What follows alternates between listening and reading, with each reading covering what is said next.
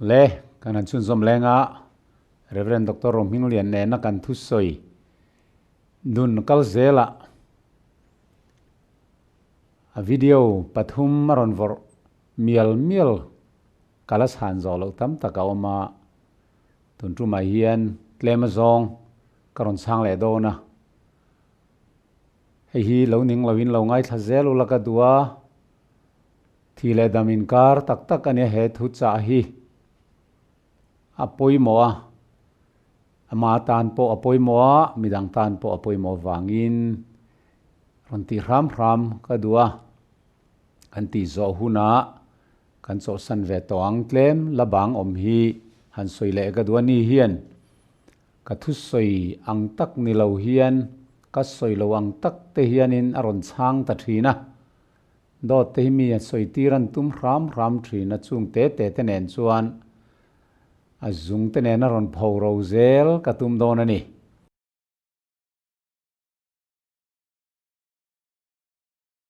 tuna masaberin athu soi ilongai thateng o falam tongin New King James la omlo do to soi King James le linalani lo ti in do soi ang in min puwa abu chu hei hiani ya achut hun kan siarange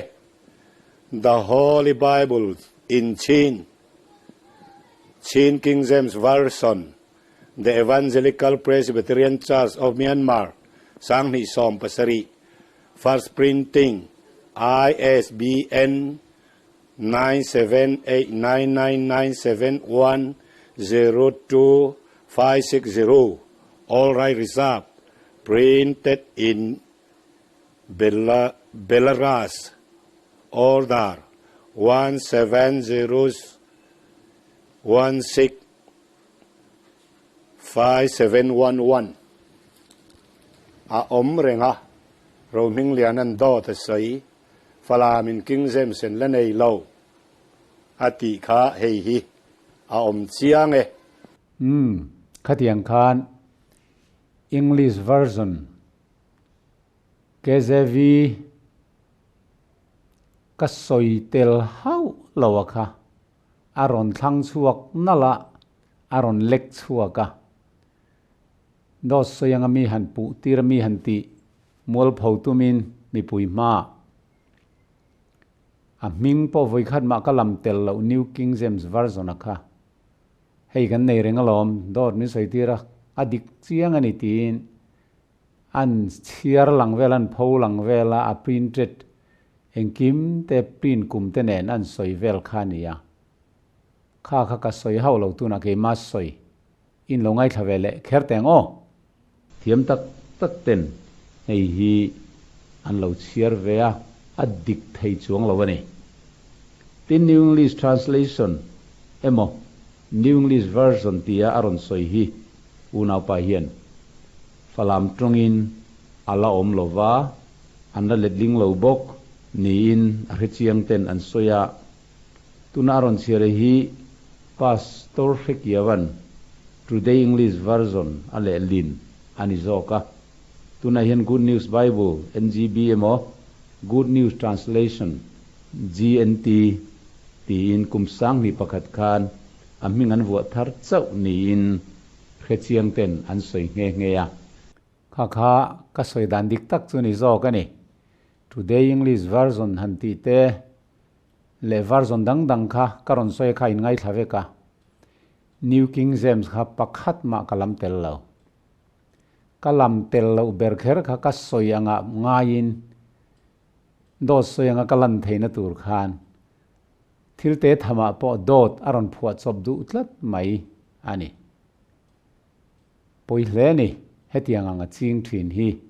thilte thampo ni se karon chap char du hrim thilte thama po dot soi apoi salo hian aliana po dot soi apoi saklo phata zel hi apoi lai chunia ali suan thurhil tu dertam tak khovela an lo chuakang ati te zinga khan atel chiang hle ni ti hi ka han puang du ani luka bung sawm paruk chang sawm tu po tlem te chungarin om chu tam tak chunga po rin om thin tu po tlem te chungarin om lo chu tam tak chunga po rin om lo thin ani atia mani thil ti dik lo thu bo tuma wanga dot voi khat soi chu dot za soyanga ya kan tiang khan a thil ti dik lo thup nan dot ngel ngan takin aron pholang dua New King James kha ka soi ri lo hrim hrim ka video in thlir po khan in mu kha version dang today English version ti te le version dang dang kha bar marama mi om ve tho kol trong te mi zo trong te le falam trong te thiam ve vek ten hetiang Rohmingliana ron soi hi ala om lo ve an ti kha ka soi chong ve mai kha nia khata khan New King James kha ka soi reng reng lawani khatiang te apoa dot mi pui ma media a pholang ngam thin hian a chung ri lai hian enge om ti kha aron pholang thin hi a poi ka ti pui e mani nang ni zong in pa dia bolan he na chuak in nin pa du zong tin in du ni ani chu tir ta tual thatani thutak ama om lo dot thu soina ma ti chu soini thin dot pa ni ti ala li suan zona bungri chang somli palia soi te po hi min ti hre chuak thin ani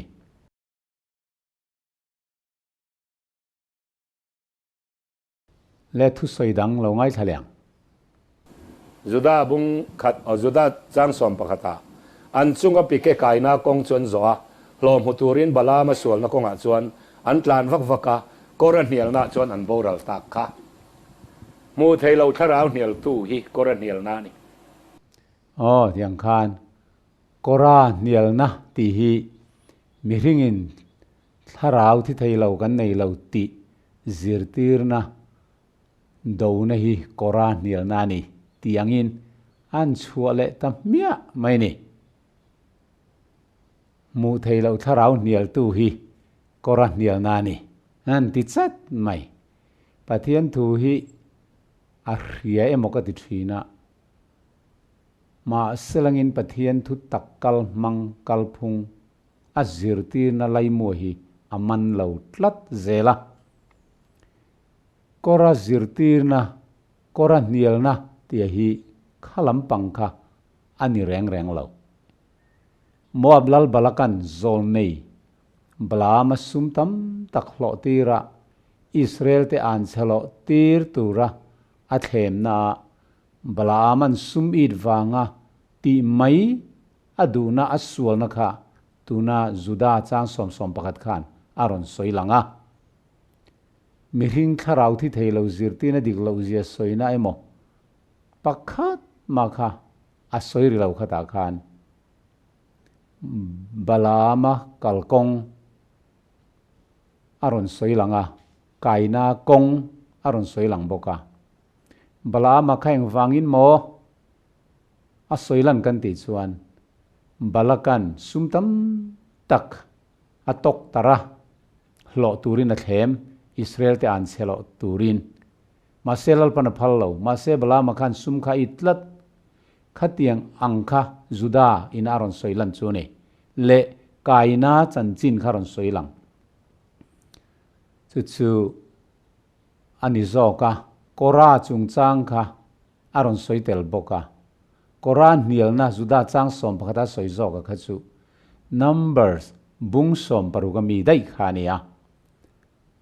chu izara fapa kora le apol te kha mosia le arona chunga anhela mi te an fui pora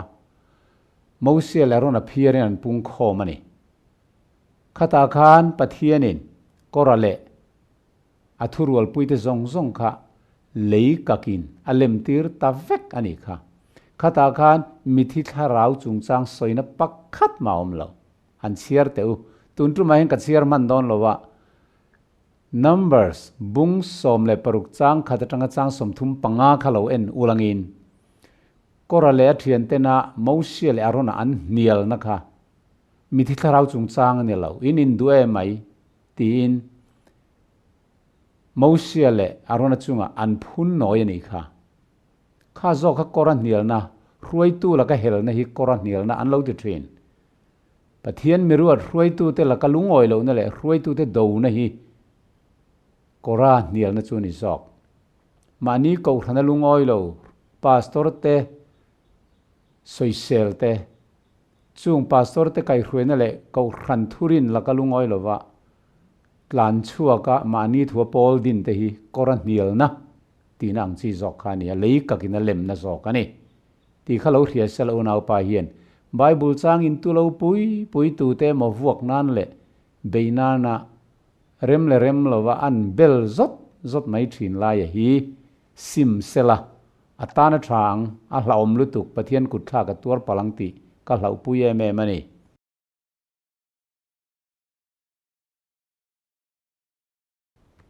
thu soi dang lo ngai thalang min khila ni mi thi tho le na om dan min khila troi the tu in oma troi the lo wa kai thoi na om ti kan thi ni yemi ni kan thi mi yemi ni a troi the kan tua troi the lo wa kha pathian ne na akal nga la ni kha azir tir dan nang dai tak anile thina bible pathian mi te le thuril tu dang reng hen hetiang an zir tir hi kan la hengai lo korin thon khana bung som panga pawl soinen enmil enmil lo pawl anen hanin nial set range unau pa hi ngai to thuru ka hil don chu kan zain kan mu hil kher lowang nima sel kan zain to toron hu nung berri khuna chon rei lo te amit khap kar lawa ti dang lamin kanom vek tawang to toro churi don sia chuti chuan mi thi te chu troi thei lo kai thoina nomanga keini po ti dang lamin kanom tawang he troi thei hian troi thei lo na sin turania he thi thei po hian thi thei lo na sin bok turani chuti chuan he troi thei hian troi thei lo na sina he thi thei hian thi thei lo na sin huna chumi hun nge ya chuan hne na in thi na alem zo ta ti thuzia khelo thengang ati zo kan ni pola chuan kan thi ni thil thleng ngal ani lo man nia kan soi to aron soi non le thin ma se ka chang non zelang to toro nu nung berri khuna thil thleng turani ti pola na soi he thole na hi tu na kan thi vele thleng ngal ani lo kan thi ni thleng ngal ani lo kan thi ni tharau thi thei lo kal ngal a soi hian thole na ani lo hei hi chu nung tlon a zir tir na ni mi thi thole na a pai dai unau pa hian mi thi thole na a do dal tlat mi thi thole na hi pathian chan chin tha thu tiam ro pui ber ania chu setana hian kan hriat a hlau thi ni kal ngal turangin min zir tira he thuri ni kan pomani ngai chuan chandam kan ni don reng lo a ngai na om lo chandam ni ngai na om lo a chan chu setana zir tir na nia ram huai zir tir na nia pathianin in thiang ati laia thi te suwe ti lo nial tlat tu thi po thi lo om zir tir tu kha setana ni wang khan thi ni ram van ram kal ngal tura zir ti na thurin hi hlau oma mi thi tharau biak na alu tani kan ti kha chu wang suna poyem em thi ni kan thole lo zia polan ti hian lo soi timothe thon ni bung ni cha som pasari som pariata an thu po chuan pan cheyang in ei zelanga an thu po chuan pan cheyang in ei zelang an zinga chuan humenai le filetan teleni chung mi te chuan thole na chu tuna po ni to dai tin thutak kong chuan kalkoi sana mithen khaterin nan ti bo thina atiani unau pa Rohmingliana thu zirtir nen humenai le filet zirtir ni ainang chia ani tuna kan thiang kan thole ngal an ti tlat ka khatir ko polan ram huai zirtina ati chuni mithen khaterin na an ti bowa thutak atangin an kalbo atiani chu chuwan unau pa Rohmingliana thu soi ain bible thu soi herin tlak zok te hi kei chu ka ngai dan ania a thu soi hian pan cheyangin mi te ei cheme ka tu na hian ama lo rui chil le lo ngai sang lak lo anom towa political party hovin kan party ni chun vok pui po ne ro saka vote hrim an tiang devin an party speaker khalo ni lak lo towa an lo hero lak lo to si wang khan asoya piang khan lo oi mai sia apoi em ani chu wangin pan cheyangin anung zui tu te ei cheme ka ma se rin nain naliso Krista mingin pan cheyanga ai chiat to te tuam dam le na ti dam le na ni be sein huai sen takin kan thok zel don ani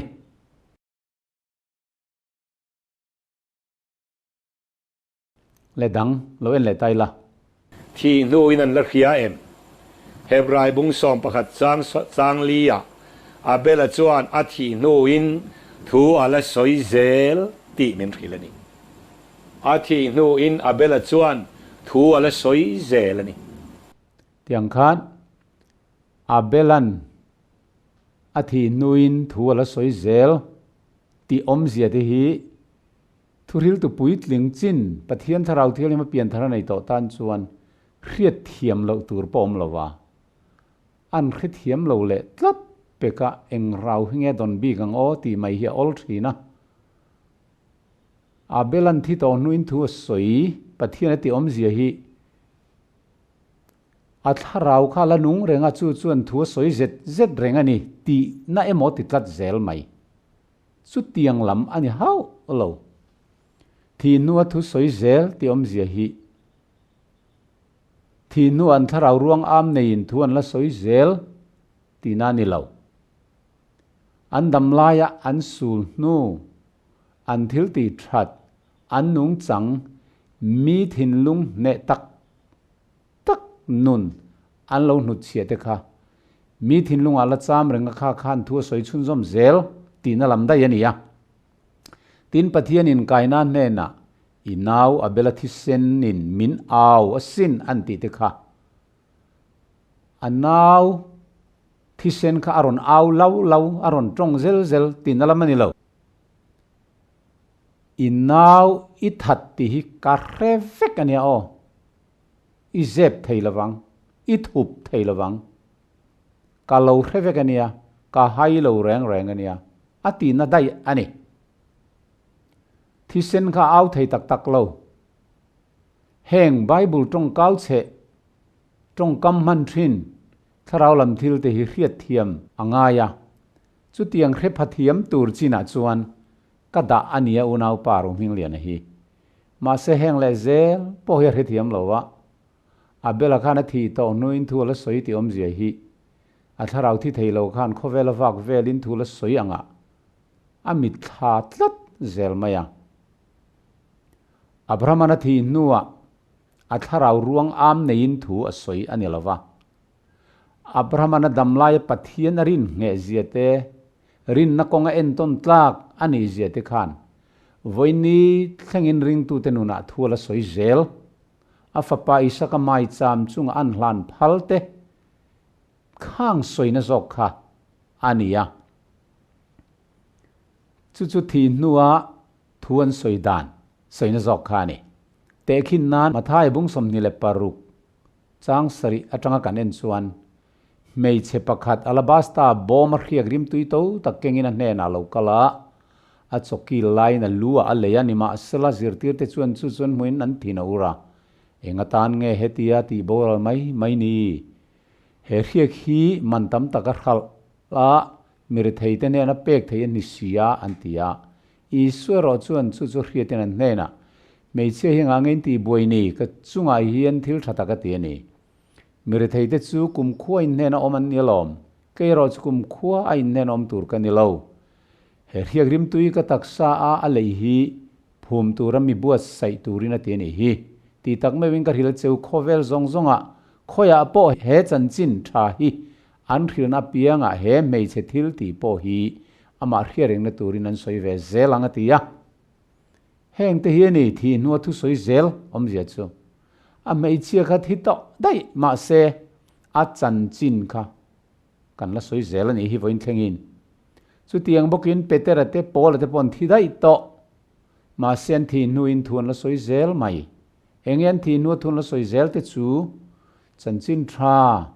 an lo puan dar thin le khathuan lo nu chia te an rong bol na chanchin ten en ton tlak na lai ten rin om ten huai sen na te thi thak khopa pathian nung an zui ngam na te hian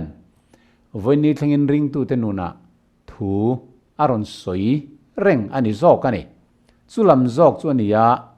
thi nu thu soi zel ti awmzia hi an thi to nuwa an tharau khan crusade te la nei a fourth crusade evangelistic meeting ate thun la soi ti na lama kok lo ti hi unau pa hian lo hrethiam se kawan du tak em tharau ruang am ne thu soi zet lam a kok to lo chu tiang ni se ni le khoi ange abela hian crusade nei le khoi lai nge abela hian thi to nu thuron soi le khia pakhat talin o mem chulam soi na ni lo abela kha pathian tri mi ania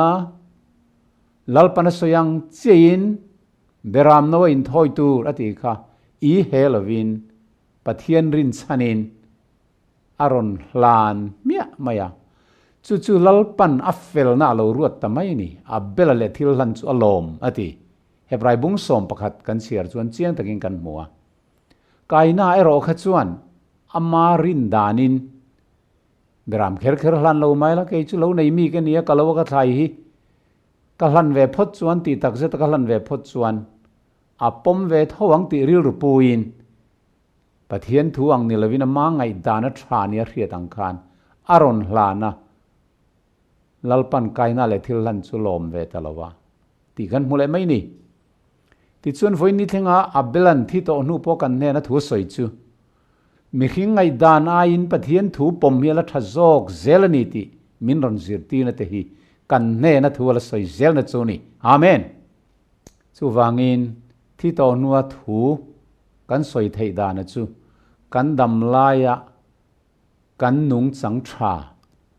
kan nu chia te hi an ni tin a thalo poin a chezong in thu kan soi zui thei tho kan thi nuwa chu lam soi na chu ni zo ke ti kha kan thriat thiam a tha ni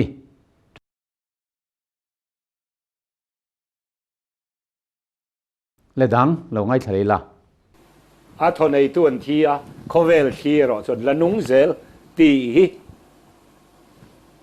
hrethiam ro khai ani lo chon an tho thi talin muem an tak sa thi chawom ti hi chiang takin bible mang poina dikani a kharon soidan ani le ta an tho thi talin muem an tak sa chaw thi tiang zong te hian tran a kho lui ngar thin mi thi kan ti awmzia hi hrelo a zonga ka zo don chuan a tho la nung kal rel a mu bi gem unau pa tho ringot ban phar thu soi I mu to nga yem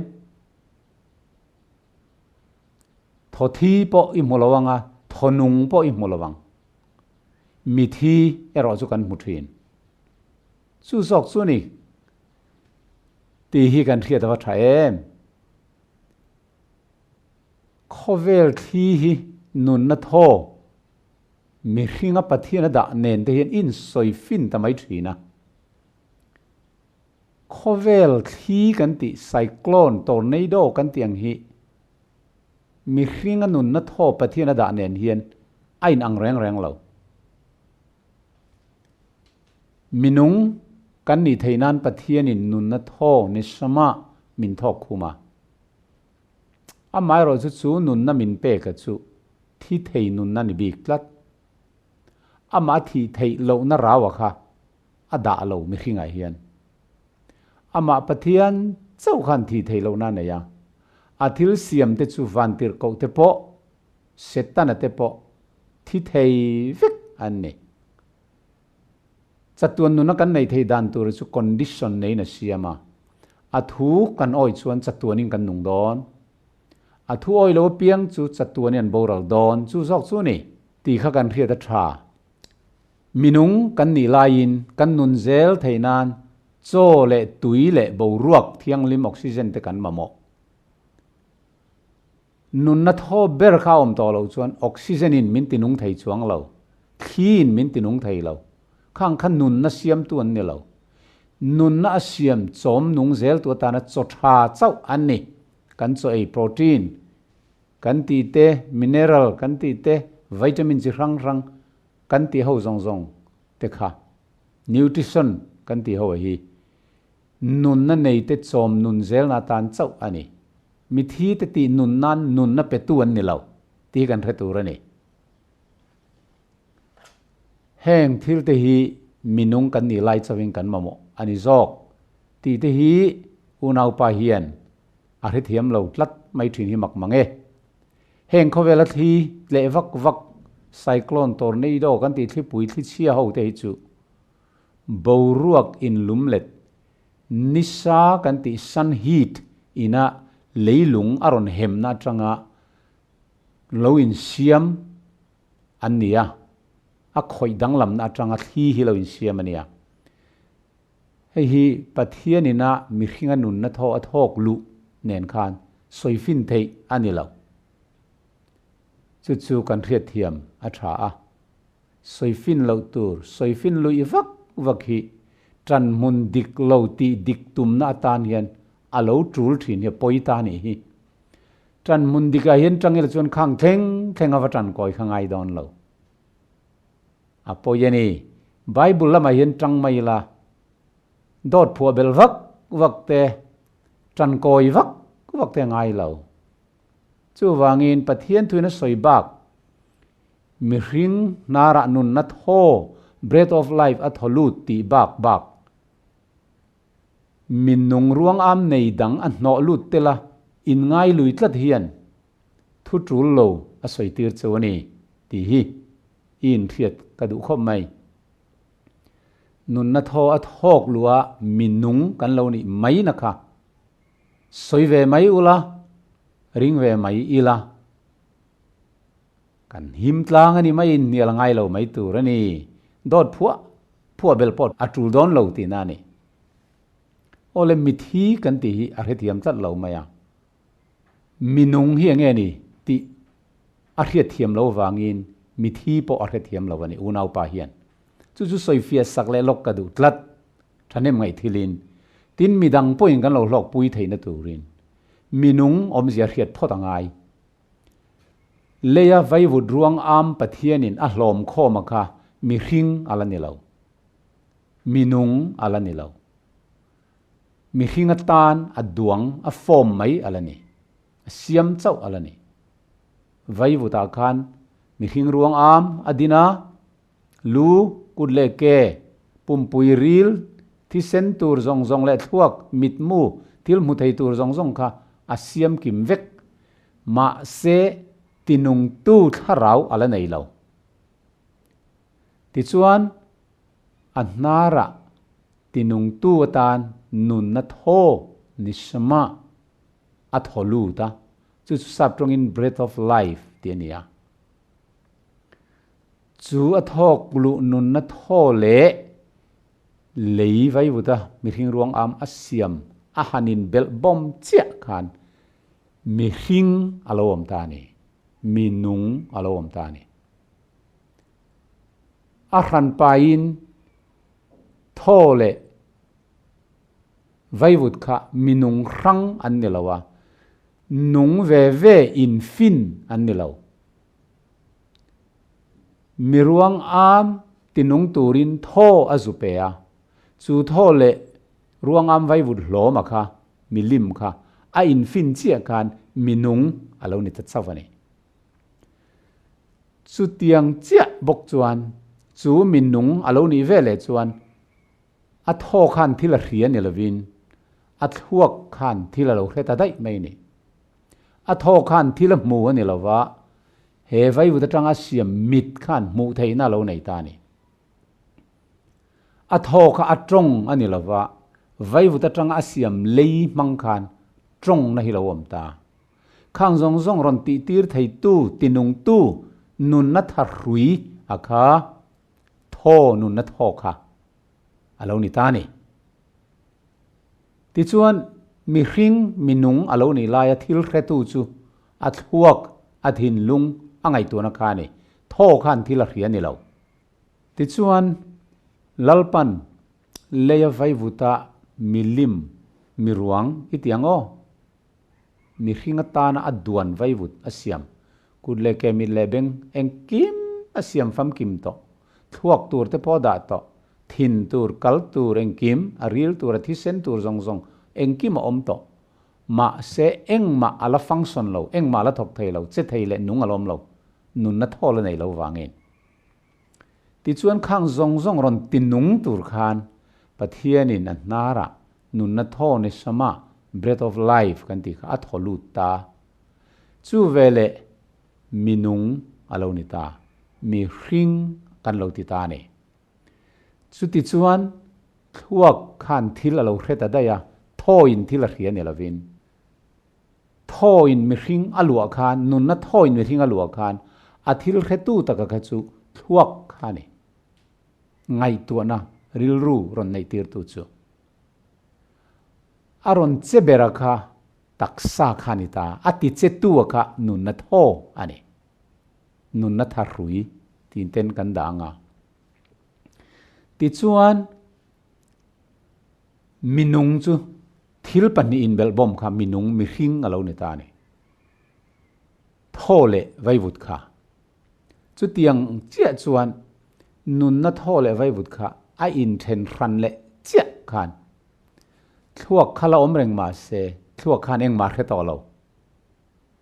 lei khala om reng ma se atong thei to lo kut te lo om reng ma se at che thei to lo ke te po lo om reng ma se kal thei to lo eng wangin atinung tu ber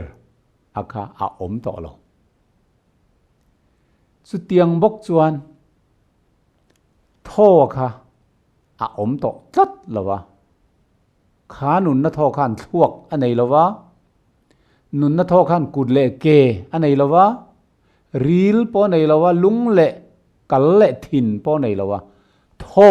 anei chu wang chuan eng ma khe thei lawa mi thi kan ti hian chu chu a kok ta ni chu eng ma khe to lo soina ni unau pa nang tho la che hrut hrut im hungai em tho la tong zet zet im hungai bi kem tho thi mu tu rom lowang bokin tho nung mu tu rom reng reng lo tho mai khan yawan a pe tu pathian ne na akir le aniringot mai kha tho kha ruang amin akir lo mit le beng nei kir kerin akir lo tho ani na ang chia kan akir le ani nun na tho ani ang chia chia kan ti mai ani chu chu hunau pain a hriat thiam angai ani mi zong zong in kan hriat thiam angai ran sa anun na tho po kha mi hring anun na tho nen inang chia ni ti thlirtu bung thum chang sawm pakwa chiang takin kan chiara thok danin ang chia thok dan thum mun chia ni ti hi pathianin tharau thok khumina ron zia tirani ran ital khan anun na aum to lo anun na thoi ni chu san dai kha bong ital kha anun na tho kha pathian na lak sak kan ti le mai mi hring tong in abak soi ngai nom chuang lo a pet tu pathian ne na anun na tho chu ki le kan ti mai thlirtu bung sawm paniam min thrilankan chang saria ma se kha tho kha bong tho kha wana bu ti turin nung le i pakhat ma ruanga ma nei lo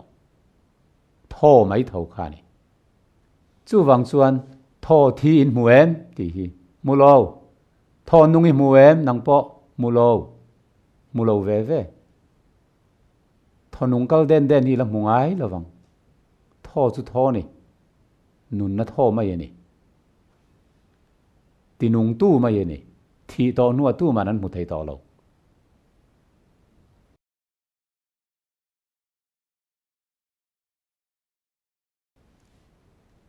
le dang kan longai thalenga kan tho hian kan tak satel lo reng in khian na nei lo wa mi hring tharau point tak satel lo chuan khian na pakhat ma anei lo ti azir tir chiang hle maya khatiang kha kan ho tu lian te min kai hruai na ani chuan amak hle ani kha kharon soidan chu ni kan tho hian tak satel lovin hrian na eng ma anei lo ti azir tir chiang hle mai te min tia ka zir tir ni lo bible zir tir na ka soi chong mai ani bible lo wenang bible in a soi zo ka lom kha kha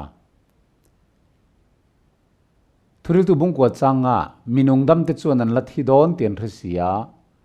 mi thi te ro chu neng man khelo lo manan nei to ngai lova khia reng pon hlo to hek lo an mangai na te an huan na te an isi na te aboral dai to ni nin nuaya thil tia te hian chanvo reng an nei to ngai hek lo ati mai ni an mangai na an huat na an isik na aboral victo mi thi te neng man khe to lo ti hi unau pa Biakchhawna na zirtir chiang hle te atia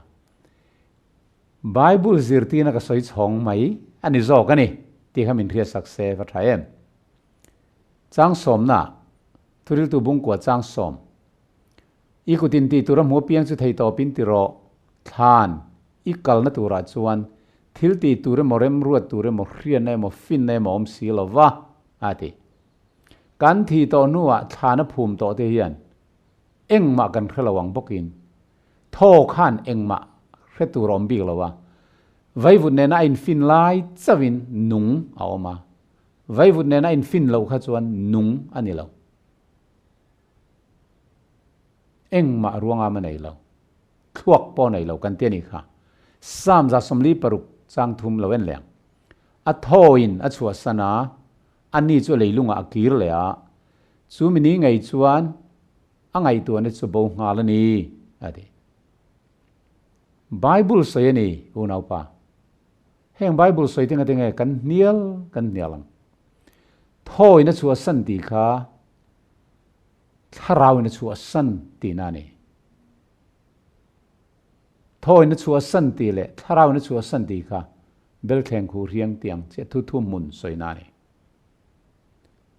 sam paruk chang li changa olal pa lo ki le la kan nun na chan him la ingil nei na wangmi chan da mang che thi nu chuan nang ma hria reng na om si lova awa chiang ve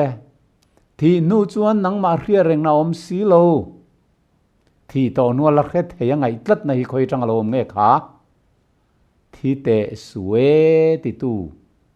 dot pa soi kha ne chu mi fa pa ni chu idu amo kan du amo idu lawang u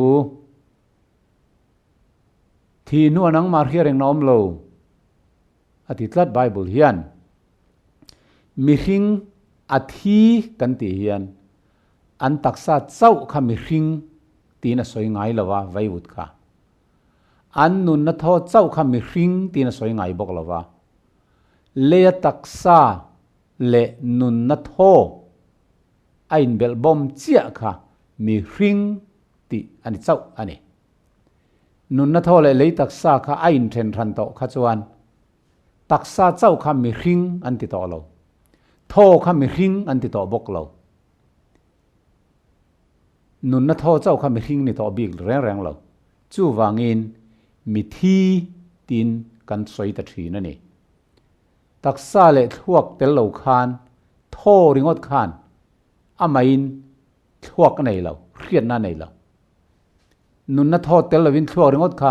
thil hre thei ani bok lo chu vai nun na tho le taksa in fin lai chawin mi hring ti ani minung ti kan ni anu na tho top che khan mi hring atling ta lo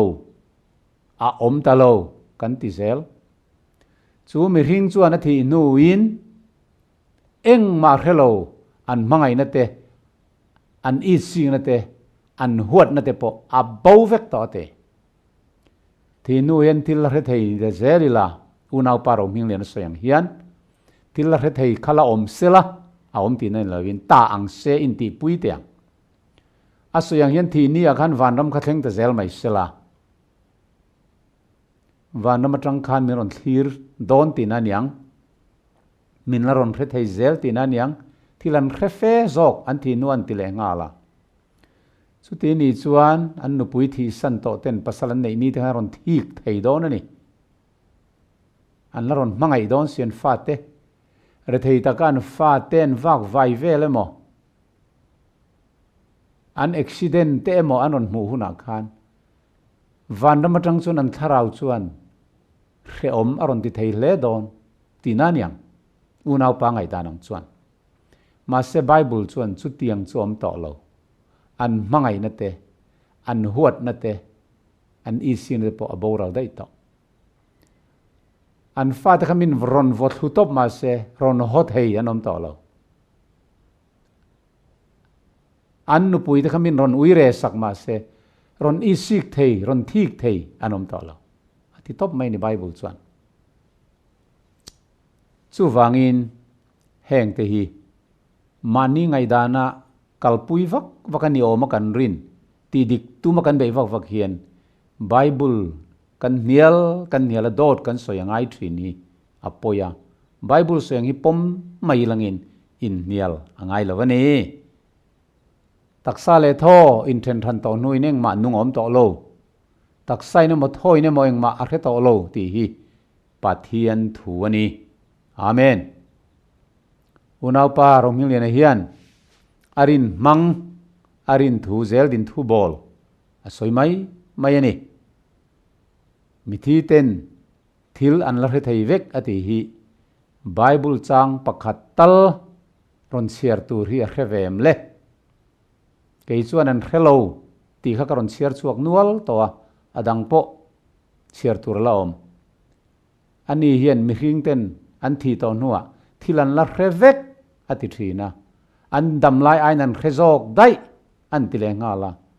chu chang pakhat tal himron chan le huna mithi ten thilan la revek ti bible ziak miron chiar sakse kalom ngotang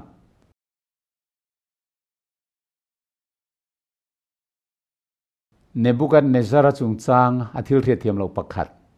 lo soi ho le tai la Nebuchadnezzar ran nung ang chawakum saria om lai khan enge a hlau ti chuan avan lam hriat na tharau kha anei lo vele ran nung ang alo ni kha unau te u lo chi ram te u khai kan tho ringot hi kan tharau ni lo zia chu Nebuchadnezzar kum sari chunga ami hrin na pathian an nalai tak a hriat na bo chung khan ran nung angin ni ma eya bong angin a oma chulai tak chu in mi hring soi khan i tlat le tiang khan Nebuchadnezzar kha kum sari zet mai ram nuaya ran sa ang main pathian a hrem ani achapawe ma wang khan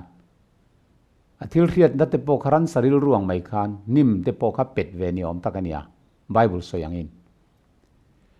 amaro chu hun sari aral nuwa pathian in soilok angin pathian thuina soyangin hun sari aral nuwa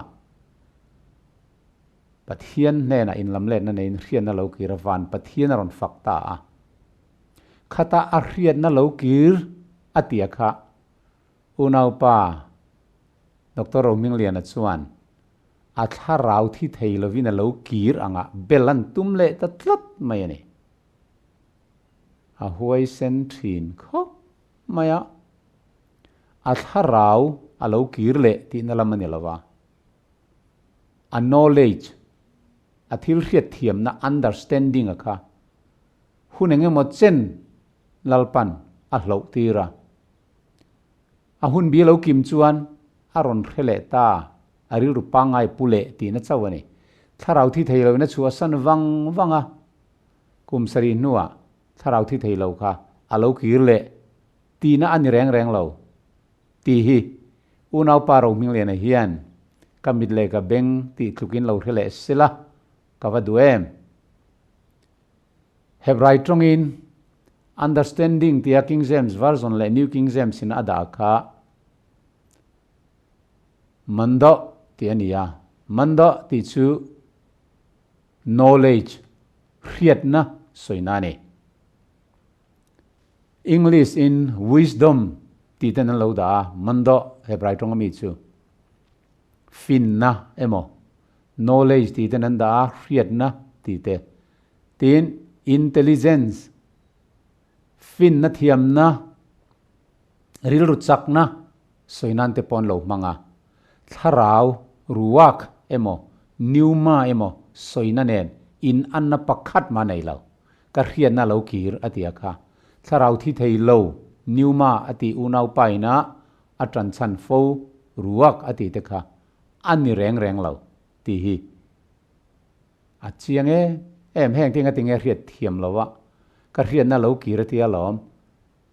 chu tiang kha tiang in ram sang a om chung khan pathian an na tharau thi thei lo thil hriat thiam na bera kha abowa han ti kha tiang zong han ngai te kha eng tin nge mo i han ngai thei o a chan ber chu a tira a bilat holo kan ti zel kha ni mi thing in tharau thi thei lo kan nei ti rin tlat na pathian an nara nun na tho thok lu ni lo nun na dang tharau dang ruang am nei no lu tel anga in bel cha tlat na awang he thil hi thiam thei lo inia poi tlat ani nun na hi pahni mi hing chunga lalpan da lo nang le ke hi nun na pakhat nei kan ni ti hi pathian thu ni heng zong zong hi hriat na kan han ti hebrai tong ina manda atia chu thuak na tho soina ve kan ni thuak function thuak na tho atanga lo om vek ania alzheimer na veite stroke awanga thuak buai te po om thei ania malaria khosik lut thuak lut wanga hriat na hlo te po anom theya thuak na tho function buai na wang khan nung reng sin dam reng si khan an hriat na kha buai thei ani kha an tharau thi thei lo kha a buai an reng lo tharau thi thei lo fu ke nei kut ke nei mit le beng nei chu a buai ti na ni reng lo an thuak a buai ani ti na ni chu wangin thuak na tho le nun na tho te hi hrang ta che ma le o nau pa nun na tho hi tharau thi thei lo ani lawa thuak khriat na po hi tharau thi thei lo ani ngai reng lo chu wangin tharau thi thei lo an hlo to kha alo kir le ti na lam ni lo lal ne buk na sara hriat na lo kir ti kha a chapo ema wangin in ngaitlom theinan lalpan adin muna tangina nuk niama ransa rilru ang lek aputiria kumsari chung kha chuta alo in ngaitlom ta van pathian lam aron hoi khan aril rungai aputir le tamai ani pathian khan chu ka hriat na lo kir le ti awmzia chu nia tharau ruang am nei mit le beng le kut le ke nei bo wang lo kir le soina ni reng lo ti kha lo hre thiam ve to se kawadu sak ve chu wangin pathian thui tharau thiang lim atang hriat thiam ania tharau thiang lim dong lo tan hriat thiam thei ani ve lo an soi tampo le nok ting mai ani len chuan nuk a khai lo chuan atlang atanga ham chuan a buai vek ang hian pathian thu po hian nuk anaya formula anaya kongkal kongmang anaya pathian thu kongmang athu soyom je kalphung hi mimol ber point hriat thei ania mi fing ber tan po hriat thiam thei lo ani thung boka mimol ber te pona kan hriat thiam thei na chan chu tharau thiang lim kan nena min pek tlat to wang ania tharau thiang lim pathian tharau le mi hring tharau te hi soifin chi ne lo mi hring nun na tho te soifin chi ne lo minung nun na tho nei mi hring te hian pathian tharau thiang lim pol na kan don lo chuan tuna kan kol sa nun na tho ringot mang hian thil zong kan hrethiam thei lo chu wangin tharau thiang lim pa chuak dik tak kha kan don angai tlatani ti hi kan hriat thiam a thale ni ole khati chin khan ri phot sela in lo hriat thiam theu theinan lalpan in tin lungti war sak theu so ro se amen